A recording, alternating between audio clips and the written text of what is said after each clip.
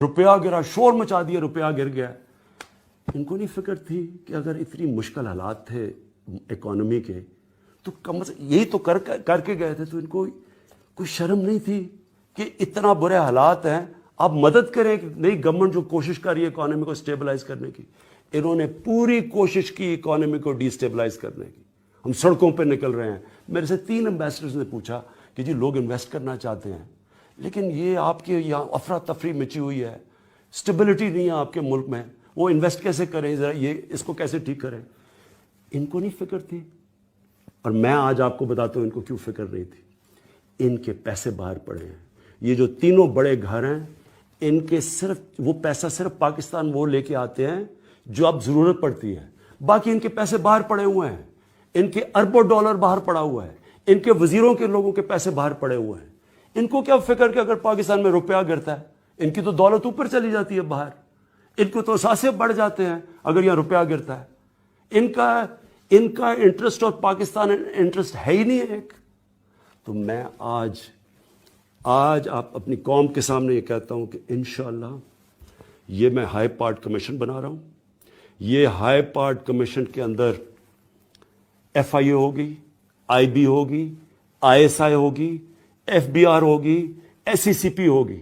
सारे वो गवर्नमेंट के इदारे होंगे जो कि ये इन्वेस्टिगेट करेंगे कि इन्होंने इस मुल्क को इस दलदल में कैसे फंसाया है जिसे हम निकाल रहे हैं उस मुल्क को। और इंशाअल्लाह ये मेरा दूसरा अपनी कौम से वादा है। मैं 22 साल ये कहता आया था कि इस मुल्क का सबसे बड़ा मसला करप्शन है। आज मेरी कौम को पता चल जाना चाहिए कि करप्शन ने इस मुल्क को क्या किया।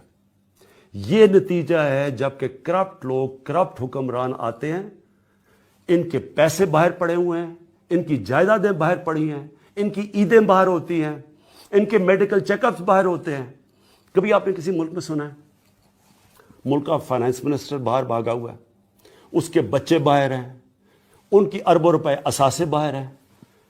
3 दफा मुल्क का प्राइम मिनिस्टर, उसके 2 बच्चे जो अरबोपति हैं, वो बाहर बैठे हुए हैं और कहते हैं हम पाकिस्तान के शहरी नहीं हैं और हम जवाबदेह नहीं हैं। वो प्राइम मिनिस्टर बाहर इलाज करवाने जाता है और इस कर्जे चढ़ रहे हैं मुल्क के ऊपर। 28 करोड़ रुपया हमारा खर्च करता है अपने इलाज के ऊपर, जबकि उसका बेटा 650 करोड़ रुपए के फ्लैट में रह रहा है। कोई फिक्र नहीं थी, कोई शर्म नहीं कि यहां लोगों के क्या हालात हैं। उधर दूसरों को देखा, इनके हर दूसरे दिन उठ के बाहर चले जाते हैं।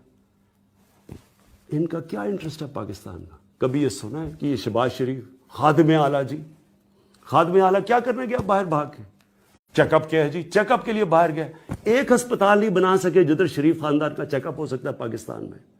सारे बाहर। वो दमाद है, वो साफ पानी के केस में उसको पैसे मिल रहे हैं, अभी वो किराए के लिए जगह ही नहीं बनी और करोड़ों रुपया कमा रहा है, वो भागा हुआ है। उसका जो दूसरा सलमान शहबाज है वो भागा हुआ है। उसकी 99% जो उसकी सारी यहां पैसा आया है वो सारा बाहर से आया है। वही ये पापड़ वाले टाइप लोगों से जो कभी पाकिस्तान से बाहर नहीं गए, उनके नाम पे बाहर यहां से पैसा बाहर भिजवाया हुंडी से चोरी करके, और उधर से ये लोग बैठाए हुए जिनसे पैसा बाहर यहां भेजते हैं। इनको कोई फिक्र नहीं है कि मुल्क ऊपर जा रहा है नीचे जा रहा है। इनका सिर्फ मकसद ये है अपना बाहर का पैसा कैसे बचाना है।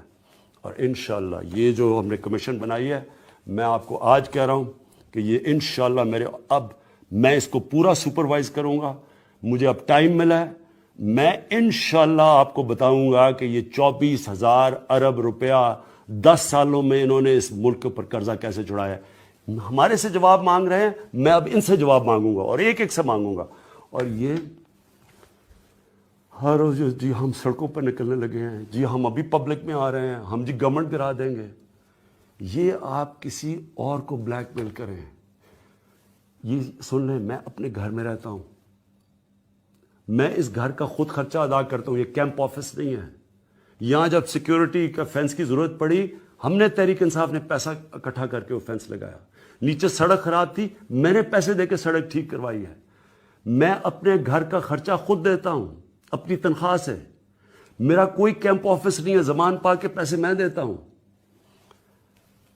मुझे कोई ब्लैकमेल करने की कोशिश करे ना कि मेरी गवर्नमेंट चाह रही है, ये तो बड़ी छोटी चीज है गवर्नमेंट जाने की। میری جان بھی چلی جائے نا، میں نے ان چوروں اور ڈاکوؤں کو نہیں چھوڑنا. یہ میرا اپنی قوم سے وعدہ ہے. یہ میں اللہ کو کہہ کے آیا تھا کہ میں نے کہا اللہ مجھے ایک موقع دے دے، ایک موقع دے. جو انہوں نے میرے ملک کے ساتھ کیا میں نے ان کو کسی صورت نہیں چھوڑنا. جتنا مرضی شور مچائے اسمبلیوں میں، یہ اسمبلیوں مجھے گالیاں برا بھلا کہہ رہے ہیں جس طرح کہ مجھے فرق پڑ جائے گا.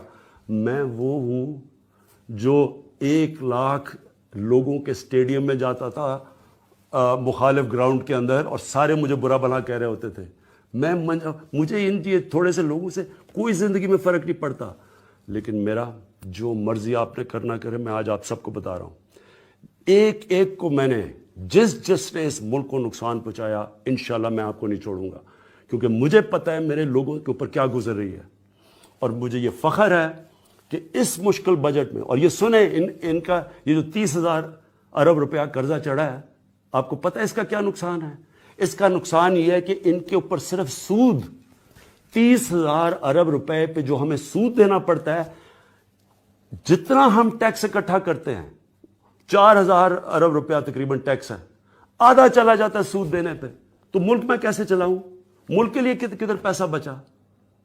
ہمارے پاس اس وقت اتنا مشکل ہے اس وقت ملک کو چلانا، کیونکہ جب تک ہم اس کا ملک کا نظام ٹھیک کرتے ہیں، ہمیں تو یہ سود لے بیٹھا ہے جو انہوں نے اس ملک میں بدردی سے قرضے چڑھائے ہیں، جو چوری کر کے، اور انہوں نے سارے اپنے لوگوں کو، ساری بزنسز اوپر جا رہی ہیں. کوئی سنا ہے کہ ملک کے تینوں صاحب اقتدار وہ امیر ہوتے جا رہے ہیں اور قوم مقروض ہوتی جا رہی ہے؟ تو اگلی بات میں آپ کو اب کہنا چاہتا ہوں، یہ جو بجٹ ہے، اس بجٹ میں ہم نے کیا کوشش کی ہے؟ وہ پیسہ جو ہم نے صرف اپنے کمزور طبقے کے لیے رکھا ہے، ان کے سستے قرضوں کے لیے، ان کو پیسے دینے کے لیے، ان کے لیے ہم راشن لے کے آ رہے ہیں، ان کے لیے سستے گھر جو ہمارا پروگرام ہے ہاؤسنگ کا، اس میں سے ہم نے 5 ارب دیا ہے کہ نچلے طبقے کو ہم گھر دے سکیں اپنی چھت کے اوپر. پناہ گاہ بنائی ہیں جو کہ لوگ سڑکوں کے اوپر سوتے تھے، مزدوروں کے لیے، ان کے لیے بنائیں. ان حالات کے اندر بھی ہم پورا زور لگائیں گے اپنے نچلے طبقے کو پورا اٹھانے کے لیے. ہم نے جو اپنی قربانیاں جو کیا، ہم نے اپنے خرچے کم کیے ہیں. میں پھر سے کہہ رہا ہوں کہ میں پرائم منسٹر میں چیلنج کرتا ہوں، کوئی پرائم منسٹر نے میں سوائے سیکیورٹی کی وجہ کی سارا خرچہ میں اپنا کرتا ہوں.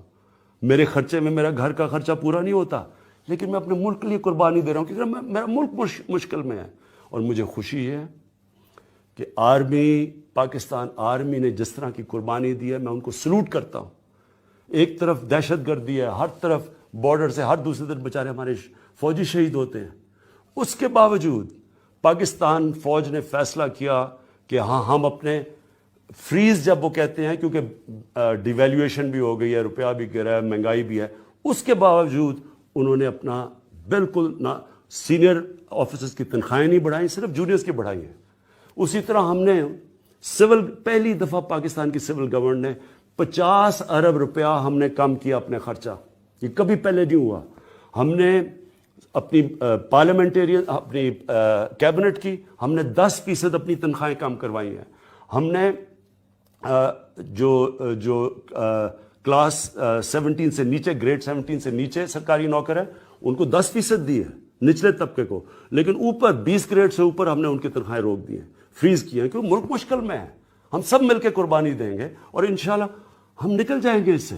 لیکن قوم تب نکلتی ہے جب ساری قوم مل کے قربانی دیتی ہے.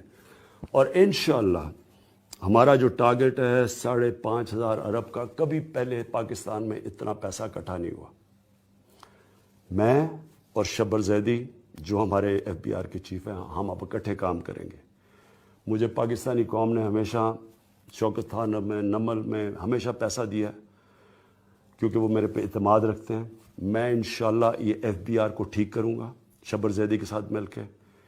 اس ادارے کو ہم جو بھی لوگوں کو مسئلے ہیں اس ادارے سے وہ دور کریں گے. ہم نے اس ادارے کو ٹھیک کر کے، یہ میرا چیلنج ہے کہ اسی پاکستانی قوم سے جو دنیا میں چند ملکوں میں سے سب سے زیادہ خیرات دیتی ہے، جو آج دنیا میں سب سے کم ٹیکس دیتی ہے، اسی قوم سے ہم نے ٹیکس اکٹھا کرنا ہے. اس کے لیے مجھے آپ کی ضرورت ہے. دیکھیں، خوددار قوم بننے کے لیے ہمیں یہ نہیں ہو سکتا کہ ہم دنیا میں سب سے کم ٹیکس دیں. یہ نہیں ہو سکتا کہ ہم لوگوں سے ہاتھ پھیلائیں اور پیسے مانگتے پھریں. اللہ نے اس ملک میں سب کچھ دیا. یہ ملک اللہ کی نعمت ہے. میں آپ کو یقین دلا رہا ہوں, اس ملک میں صرف جو کوئلہ اللہ نے دیا ہے یا تانبا ہی دیا ہے, وہ اکیلا ہی سارے ہمارا یہ بیرون ملک قرضے دے سکتا ہے. اس ملک کو کیا چیز اللہ نے نہیں دی, صرف ہم نے سب نے مل کے اس مشکل وقت سے نکلنا ہے. اس لیے میں آپ سب کو چاہتا ہوں کہ اس کو اپنا ملک سمجھیں. بیرون ملک پاکستانی جو بیٹھے ہیں ان سے کبھی پوچھیں, باہر جا کے قدر ہوتی ہے کہ آپ کو اللہ نے کتنی بڑی نعمت دی ہے پاکستان. مل کے میرے ساتھ ملیں, ہم انشاءاللہ مل کے پیسہ اکٹھا کریں گے. میں آپ کے ساتھ مل کے قربانی دوں گا.